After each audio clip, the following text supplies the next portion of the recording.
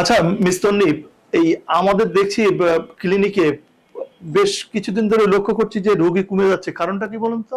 Sir, প্রতিদিন 4টা থেকে 5টা পর্যন্ত একটা লোক আমাদের চেম্বারের সামনে ঘুরঘুর করে। বলেন কি? কে সেই লোকটা? কে তা জানি না স্যার, তবে আমাদের মহিলা রোগীদের উপর কুনজর দেয়। আমার ওই লোকটার গতিবিধি সুবিধার মনে হচ্ছে না, এবং সে আমার দিকেও কুনজর দেয় না। এটা তো খুব খারাপ কথা। আচ্ছা দাঁড়ান, আমি আমার অ্যাসিস্ট্যান্টকে ডেকে বিষয়টা দেখছি। মইদুল, মইদুল, জি স্যার। একটু এদিকে আসুন তো। স্যার, একটা লোক প্রতিদিন আমাদের চেম্বারের সামনে ঘুরঘুর করে। আমি মিস তন্নির কাছ থেকে বিষয়টা জানতে পারলাম। আজও লোকটা দেখছি আমাদের অফিসের সামনে ঘুরঘুর করছে। আপনি একটু জাস্ট কাইন্ডলি ওই লোকটাকে একটু ডেকে নিয়ে আসুন তো, আমি একটু ওনার সঙ্গে কথা বলবো। জি স্যার, আমি এখনই যাচ্ছি স্যার। যাও।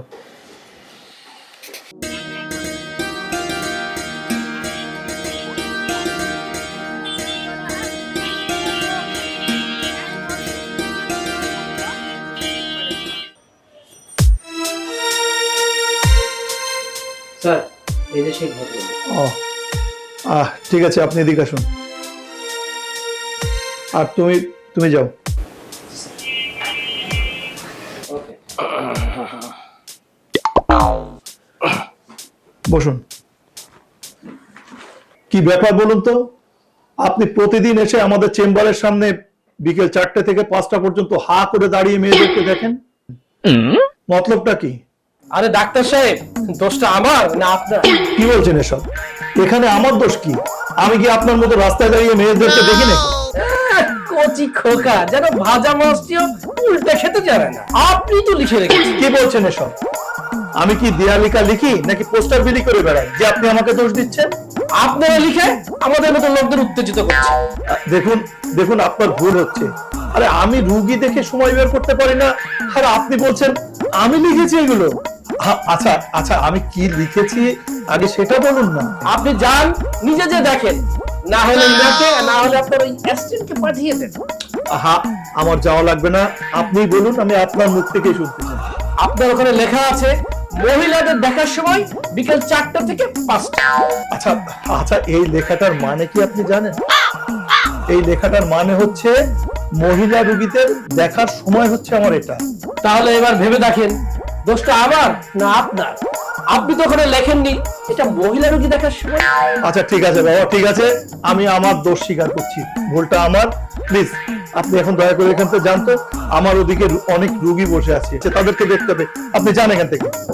কোথা থেকে যে সমস্ত পাগল ছাগল গুলো আসে। কি পাগল? পাগল আমি? পাগল আপনি?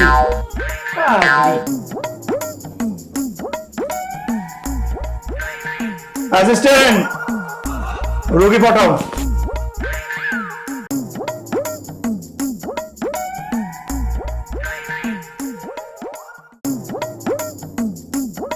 ডাক্তার সাহেব কি ভিতরে আছে? হ্যাঁ আছে, আমরা তো তার জন্যই বসে আছি। ডাক্তার সাহেব আসবো? আসুন আসুন। এটা কি হলো? হ্যাঁ, আমরা সিঙ্গেল দিয়ে বসে আছি ঘন্টার পর ঘন্টা, একবার ঢুকে গেল। কিছুই করার নেই মুরব্বী, আজকালকার ছেলে মেয়েরা এমনই। কোনো ভদ্রতা আছে?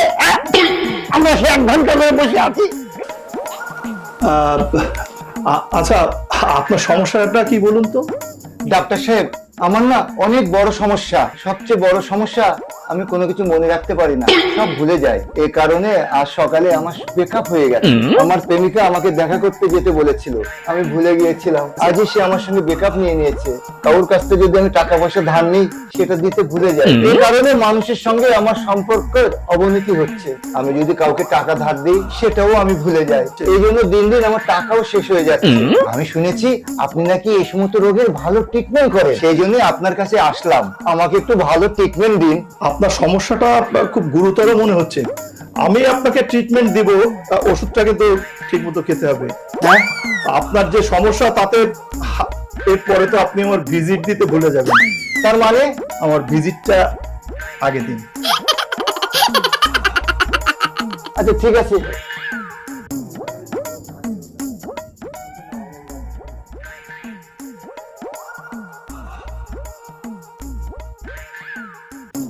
এই ওষুধগুলো 7 দিন খাবেন। আর শুনুন, এই যে ওষুধগুলো লিখে দিলাম নিয়মিত খাবেন।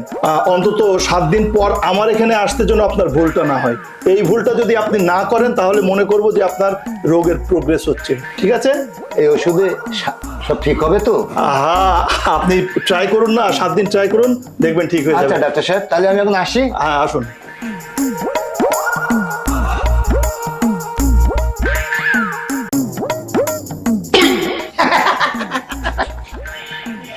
দেখলেন, দেখে তো মনে হয় ভদ্রলোক।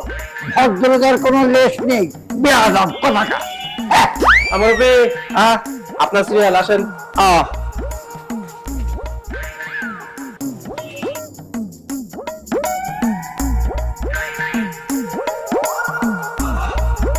তা কি ব্যাপার দাদু, বলুন বলুন, আপনার সমস্যাটা কি? কি হয়েছে? সমস্যা তো অনেক। শুনলাম আপনি নাকি দাঁত তুলতে পারেন। আরে আমি তো ডাক্তার, দাঁত তোলার জন্য তো বসে আছি। কোন দাঁত তুলতে হবে দেখি তো, হা করুন তো। আর মুখের মধ্যে নয়, ওটা বাইরে। সে কি, মুখের মধ্যে দাঁত নয় বাইরের দাঁত? বিষয়টা বুঝলাম না তো। ওই সকালবেলায় মর্নিং ওয়ার্কে পৌর পার্কে গেলাম, তা সকালবেলায় মর্নিং ওয়ার্ক করার পর একটু গা ঘেমে গেছে, তাই ওই পুকুরের মধ্যে গোসল করার সময় আমার ওই দাঁতটা ওই পুকুরের মধ্যে পড়ে গেছে। ওই দাঁতটা না তুলতে হবে। মানে পুকুরের মধ্যে থেকে দাঁত তুলতে হবে? কি বলছেন এসব? আরে আচ্ছা, আমি হচ্ছে ডাক্তার, মাড়ির ভেতরে যে দাঁত আছে আমি ওই দাঁত তুলি। পুকুরের মধ্যে দাঁত পড়ে গেলে সেটা আমি তুলবো কি করে বলুন তো? আপনি মিথ্যাবাদী ডাক্তার, ওই যে লেখা রয়েছে যে দাঁত তুলতে পারেন। আচ্ছা, আমি দাঁত তুলতে পারি, ঠিক আছে, সেটা হচ্ছে বাড়ির ভেতর থেকে দাঁত। আরে যত টাকা লাগে দেবো। দাদু, আপনি শান্ত হন, উত্তেজিত হবেন না। উত্তেজিত হলে আপনার প্রেশার বেড়ে যাবে। আপনি শান্ত হন। আরে চুপ! মিথ্যাবাদী ডাক্তার কোথাকার, লেখা রয়েছে দাঁত তুলতে পারে, মিথ্যাবাদী কোথাকার। আহা প্লিজ দাদু, আপনি এভাবে চিল্লাপাল্লা করেন না, আমার বাইরে মেলা রুগী আছে। আপনি একটু শান্ত হন। মিথ্যাবাদী কোথাও। প্লিজ প্লিজ, আপনি এখন জানতো যাচ্ছে।